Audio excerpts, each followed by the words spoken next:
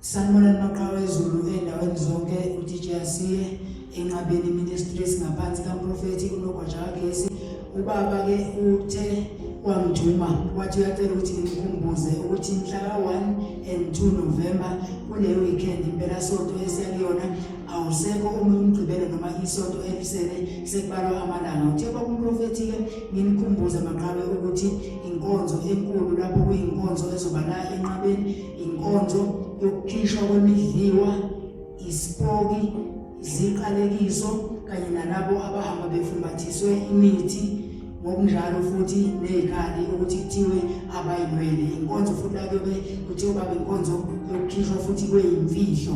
Uthe kubaba wena ozongena lenkonzo phatha imbewu yakho 150 u50 rand bekandlela oluthola sekuprocessiwe, ngokunjalo neshumi elimhlophe i1 rand. Wasethi baba nginikhumbuze maqhawe uphathe nencwadi yezicelo, akuqala uyibhala njengamanje uzoyiphatha ufike uyishiye la, ucela konke okufunayo nokufisayo. Uthe kwakuProfeti ke inkonzo iyoqala ntambama ngo7 ngomgqibelo mhla ka1. Wathi ungakhohlwa ukuphatha impahla zakho zokushintsha njengoba eyophinde futhi afake abantu echibini abageze.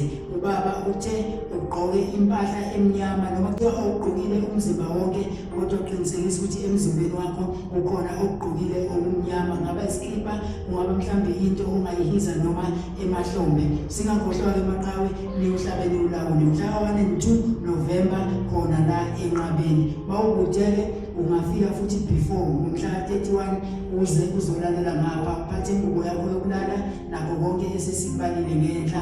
Mawufika erenkeni imoto iyokwazi ukuthi ilale, wena nje uyofonela inombolo zala ekhaya nazi zithi 011 404 5166 011 404 5166 noma 011 404 5083 011 404 5083. Ningakhohlwa ke maqhawe ukushare le video ifike endaweni zonke la abantu beyidinga khona. Amen.